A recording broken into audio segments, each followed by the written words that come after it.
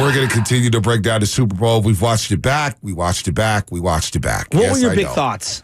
After watching it back? Yeah, because I have some thoughts. Lots of thoughts. So, knowing that Baldy's coming up at 7:30. Yeah. And Baldy said something last week that, I watched for in the Super Bowl. He said this Super Bowl is coming down to Spags versus Shanahan. Mm-hmm. The 4-time Super Bowl winning defensive coordinator, Steve Spagnuolo, who, won 2 rings with the Giants, now won 2 rings with the Kansas City Chiefs. Baldy said it's going to come down to Shanahan and Spags. What does Shanny do against Spags' blitzing style, his way of adjusting, in-game adjustments? And my big takeaway was Shanahan got outcoached by Spags. Spags ratcheted up the heat in the second half, and Shanahan had no answers. Couldn't stop their and the game plan too, Shasky. When I'm watching the Chiefs and watching the way their defense hovered around the line of scrimmage, 10 in the box at times. 10 guys play within 5 to 7 yards of the line of scrimmage. Mixing up blitzes and showing one thing and then post-snap doing something else. Blitzing certain gaps and coming from different angles. Exactly. What it reminded me of is 2 games. The 2021 NFC title game down at SoFi Stadium when the LA Rams decided to let Eric Weddle play as an extra linebacker, and they basically have 10 guys within an 8-yard box, and it reminded me of the Cleveland Browns game this year, where the Browns, as Baldy likes to say, played that sticky man defense and just suffocated the line of scrimmage. Yeah. They put pressure on Brock. Those 2 games, that's what the Super Bowl reminded me of in the second half.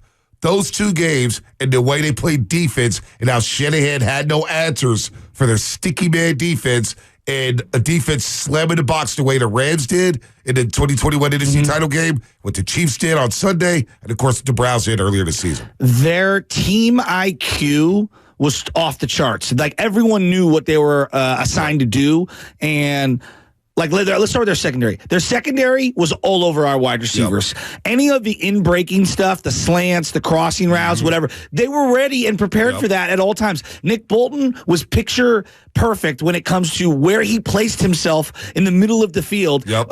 Gay was either QB spying or blitzing or laying off in zone. It felt like they were 2 steps ahead of the Niners at all times. And they were. Their team speed from the linebacker position blew me away. Yeah. Karlaftis made plays, Gay made plays, Bolton made plays, and then their defensive line, I thought they just suffocated our offensive line. Well, they controlled the line of scrimmage in the second half. They dictated it. There was plays they were playing on the Niners side of the line of scrimmage, in the run game, in the pass game. They, Spags hit creative blitzes. You mentioned the spies. They were doing double quarterback spies where both linebackers inside would spy Purdy in. One would break off late in the play. They had a great game plan and adjusted to the 49ers offense very well. Deebo could get no separation. When they were running 21 personnel, Deebo's running routes. He can't gain any separation because McDuffie was all over him. Snead was all over him. We get to Brandon Ayuk, and I know his girl did something on social media saying, this may be the last time we touch Levi Stadium turf. Well, let's hope not, because he's the number 1 wide receiver on this football team. And it's not even close. Yeah, I'm not prepared to bid adieu to Brandon Ayuk. I'm just not. I think on paper, you could look at they traded Tyreek Hill. Right. Kansas City rattled off 2 championships. Yeah, I don't know. Just because they did it doesn't mean you can do it. And I think he's more valuable to you than he would be to another team. It's very difficult, as we saw with DeForest Buckner, to move a player and try to draft his replacement. Right. I mean, we did this with multiple positions, and it hasn't necessarily been a grand slam. Now, can you? Yeah, you can. It's very difficult. So let's throw that to the side. Think of how hard it's been for the Niners to find 1 wide receiver, let alone multiple wide receivers in the last 25 years. I'm with you. Your point about Brandon Ayuk is well taken. I don't know, man. They heated up certain blitzes. And again, this is not I think Brock, I thought, played pretty well given the circumstances. Right. I did. I thought he played pretty well. But there was a big differentiator. Bosa, multiple times, had free releases after blowing by his guy, going right at Patrick Mahomes. And Mahomes is just a unicorn. Boom, boom. He does a little shuffle step. He's not even running. He just boom, boom, and buys enough time and can still make plays. Multiple occasions, Purdy used his feet to buy more time. He just doesn't have the speed or the arm strength to be able to make that second play. It was really difficult, and I'm not knocking him. There are no other guys on the planet as good as Patrick Mahomes. It's just I thought they did a great job closing out on him as he ran to the edges. There were 3 different times he could have ran for first downs, and they just closed out. No, they did, but they also sent more than 4 guys. No doubt. Mahomes, the Niners didn't blitz much, especially early on. And so that did give Mahomes a little more time and a little more wiggle room to step up in the pocket or try to make plays with his legs. The Chiefs made sure to send more than 4 guys. They had no problem blitzing. So that's your difference there in terms of a quarterback being able to step up in the pocket, buy some extra time, make some more plays with your legs.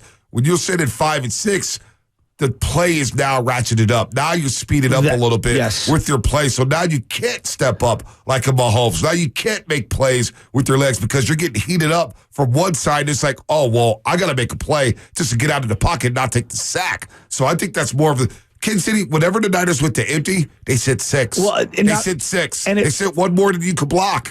The other thing, B, I noticed was that like the route I'm not pretending to be Bill Walsh, but like the route combinations that they were doing felt like all these deep plays, and I'm like, can I get a hot read in here? Can we have some shallow stuff? It's just I thought they were on the shallow stuff. I thought Kansas City on the shallow ends. I thought shallow ends. There were not a lot of plays to the edges. No, I just thought Kansas City, they dared the Niners to play outside the numbers, to throw the ball outside the numbers. That I agree with. They didn't, and they dictated what the Niners did offensively. They took defensively. I thought Kansas City was a step ahead of the Niners offense. Again, when you go empty backfield, 5 wide receivers, KC said 6. Okay, fine. You want to go 4 wide with McCaffrey in the backfield? Well, we're going to run a double quarterback spy. I heard the quarterback spies. They're running double quarterback spies. You run to the left, well, we got Nick Bolton. You run to the right, where there's Willie Gay. There's Carl Loftus. There's somebody accounted for Brock Purdy. I don't think the Niners did that much with Patrick Mahomes. They sent the 4 and just hoped to contain him. Well, and then having, Oren Burks out there instead of Dre Greenlaw, it flipped the game. I mean, Dre Greenlaw, watch the game back. Dre Greenlaw was a man possessed on the first couple of possessions. I think Kansas City at one point, it was 10-0, and there's 2 minutes to go in the first half. And you're saying to yourself, oh, you're good to go here. And Mahomes on a 3rd and 9. Now, they got a holding call on Warner on the same play. On a 3rd and 9, he just whoop, whoop, and moved out to the right and threw a perfect little pass back across the middle to one of their tight ends. I forget if it was Bell or Watson or whoever it was. And I'm just saying, like, God, they suffocated this guy, and they held him down, and they were getting stops, and just a simple little play, it breathed life into them, and they got that field goal before the end of half. And to me, I'm going to go back to it over and over and over again. I felt like the Niners lost their aggression offensively. I wanted to see them with 1:09 to go. They were down at the 15. Call the timeout. I wanted to see them call the timeout. Tony Romo brought it up on the broadcast, so that was interesting listening to the television broadcast and listening to Tony Romo in real time. And I'm like, wow, he agreed with a lot of things we said yesterday. The timeout with 1:09 left. To get the ball back. They brought it up on the broadcast. I brought it up in the seats. You're not going to touch the ball for an hour in real time. The 49ers in that football game didn't get a first down for 141 minutes. Was that what it was? It was something like that, yeah, because the third quarter, remember? Because it was really, 3 and out. The Niners didn't get a first down in over 2 hours of real time due to the long halftime, due to not having the ball at the end of the first half. So not being aggressive. And I thought Shanahan, even his pass plays, it was a very conservative game plan. It's almost as if he gave too much respect to Kansas City. But again, looking at Kansas City's defense, it's obvious, Spags, and I can't wait to ask Baldy this. Personnel. I felt like they picked apart the Cleveland Browns game. Yeah. Took elements of their game plan against the Niners. Took apart some of the Ravens game. Good call. And then they looked back at the 2021 NFC Championship game and said, this is how you slow down that run game. Let's slam the run. And that's what they did in the second half. They had over 10 guys in the box, Shasky. I mean, even on the completions on the slant plays, like the touchdown for Jennings is a great example. Right. Guys are on back hips. Yep. I mean, all those corners are ready to go making plays on the ball. Yep. That was one of the better secondary performances I can remember in a playoff game against the Niners since going back to the Legion of Boom. No doubt it was. I mean, they were impressive. And to your point, it did feel like their team IQ defensively was off the charts, and it matched exactly what Spagnuolo was dialing up. All right, let's go to the lines here. 888-957-9570. Let's go out to Boulder, Colorado. Nick in Boulder. What's happening, What's up, Nick? You're on the roast. Hey, guys. How are you doing? Good. I'm hurting. Yeah, I'm still shell shocked. I mean, we walked out of the stadium together after that game. And I mean, I could barely talk. So I'm actually 29. I was born February 2nd, 1995. Wow. So in my lifetime, I've seen a muff punt by Kyle Williams in the championship game, 2 failed cap fades in the end zone, one that was tipped by Sherman, and one that was just thrown over Crabtree's head. I've seen Tart drop a game-sealing pick in another championship game. I've seen a 10-point lead in the fourth quarter of the Super Bowl blown. I've seen all of our QBs get injured against the Eagles in the NFC Championship game, and now I saw that last on Sunday night in person, and right now I just don't know how I'm going to get over it. It's I thought it would get better after a few nights, but I still feel like this is our shot. Oh, just wait till KC televises their parade tomorrow in Kansas City, Missouri. And then wait till they start talking with the microphones and discussing three-peats. You didn't see Scott Van Pelt or whoever it was on SportsCenter interviewing Patrick Mahomes from Disneyland? Oh, Mahomes looked like he was high as hell. He looked like he was loaded, and deservedly so. Just won another Super Bowl MVP. You know, the big takeaway. Nick, thank you for the call. It was good seeing you and Coach and your entire family. You guys are great people. Thank God you guys were there because I needed some of that therapy from Coach. Well, we needed somebody to hold us back, too. Well, that's a different story for a different day. A little violent there. You know, B, I look at this loss and I'm watching it back. You could look at every single personnel group, every single phase of the game, every single coach, and you could look at just about every single player and nitpick a reason why the Niners fell short. This is the ultimate pie chart of culpability game, if I ever seen one. I mean, the special teams unit, Moody hit some big field goals, and then they got a blocked extra kick. Now, you know what? The 55-yarder, the first one? Yeah. Kansas City came off the edge. If you go back and watch that first field goal, the Niners go up 3-0. We are very fortunate that kick wasn't blocked. 100%. Very fortunate. But nobody blocked the edge rusher. Coming off the edge, he had a free lane and almost blocked that kick. I mean, we weren't, you know what it was on the second rewatch, Shasky? In the areas you need to be buttoned up. The fundamentals, the basics, tackling, whether it's containing, but just little button-up stuff, illegal procedures. Pre-snap, knowing where to be. Kansas City beat us on pre-snap stuff. Just false starts, holdings, key first downs, situational football, just little things. And even overtime. Can we get to the overtime real quick? I think we didn't make a big enough deal of it. The fact that Kansas City and all their players are saying, we prep for this every week in the playoffs and twice a week during the Super Bowl prep and had meetings and broke down what we would do in overtime. Now, Kansas City said, and I believe them, if the Niners score a touchdown, Kansas City's going to score a touchdown and go for 2. Now, whether or not they convert that is one thing. But they had already said, Andy Reid said, we probably would have deferred. Now, in real time, I thought, this defense needs a rest. That's what I thought. But you know what? On the rewatch, and I've changed my mind on this, there's no doubt in my mind the Niners should have kicked that ball off in overtime. That is a monumental blunder. Even after the rewatch, they were gassed. But you get a long TV timeout, you get a long break. Did you get the coin toss? You know what? It's the Super Bowl. Suck it up. What if Kansas City has the opening drive and they were facing the 4th and 1? Do they go for it? I don't know. I just think the whole thing plays out differently. That's the way I view these things. I do too. But all in all, I think you got to kick that ball. Okay. The answer that Shanahan gave about the analytics and saying, we wanted to get the ball third. See, this is the difference between a great team and a team that's playing not to lose. The mindset should be all about you. All about the Niners and what we do. We dictate the offense. We dictate the defense. We dictate the tempo of the football game. So with that said, we dictate overtime. We're going to get a stop and we're going to score. Or we're going to score and we're going to get a stop and we're going to win the game. Why are we thinking about third possession? Well, but that's the big problem I have is I think, now he said that and I want more elaboration on it.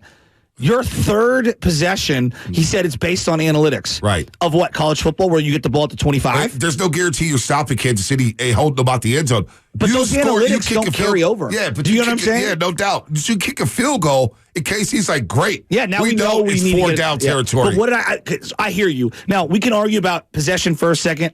What did I say when it was 4-5? The field goal's not going to win this game. No, I knew in real not. time. Like, and here's the crazy But thing. you have to kick the field goal in this situation. I would have, and that's where I'm like, I almost feel like you're handcuffed. And so I go back to you.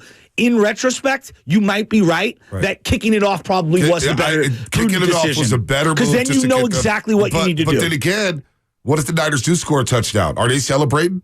You know what I'm saying? Are they dumping Gatorade on Kyle Shanahan? Because nobody on the Niners sideline knew the rules, and that is a bad look. No, it's not a bad look. That is a terrible look. And now it adds to whatever Ross Tucker said last week about the Niners complaining, last year about the Eagles game, about the practice fields, about everything. Now you add this on, well, we really didn't know the overtime rules. Oh, well, we really didn't know it. Oh, wait, we got held. Oh, wait, this was not right.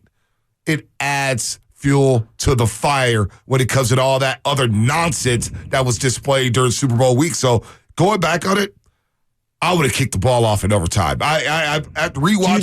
Do you think it's fair to have a second guess a couple days? I'm asking sincerely. You absolutely, think it's fair? Absolutely. After watching it back, because in real time, I'm thinking, boy, the defense. They were exhausted. They were exhausted. But then again, you get long breaks during the Super Bowl, long TV timeouts. You get the coin toss, and because I didn't know the rules. I didn't understand the Josh Allen rules again because I had never played. Yeah. I knew it right away because I was telling the guy to the Chronicle to the left of us. They put it on the board and finally understood it. Now knowing the rules and knowing what happened and listening to Shanahan's answers, there's no way they should have received that kickoff. As a coach, I'd love to hear from different coaches out there. You game plan for all these random scenarios, and I'm not saying every day. Apparently not overtime. Well, they did. The Chiefs. Kansas City did, exactly. Which shows that genius. The Niners wasn't buttoned up this week. That's the genius. Little things they weren't buttoned up with. I can't deny you. I can't argue and that's sad. When you come out, your leaders of the team are saying, yeah, we really didn't know the overtime rules. What? Wait a minute. And Kansas City on the other, we practice this every single week. We went through meetings, went through everything, every scenario. That's paying attention to. That's Bill Belichick. That's a page out of his book. I was thinking about. That's a page out of Bill Walsh. Yes. That's a page out of the great coaches, Bill Parcells, knowing that, hey, if this happens, Andy Reid coming here like, we would have kicked it. Like they had and they don't lie. Well, I think it's easy to say in retrospect now. We would have gone for 2 and we would have scored, and who knows? I just don't know. Things play out differently. Just the fact that you weren't aware of the situation. That is defend it. Unacceptable. I agree with you. Unacceptable. And now you lose the Super Bowl, and now it's going to take a long, long time to get back. Well, here's what I don't like, all the chatter. Let's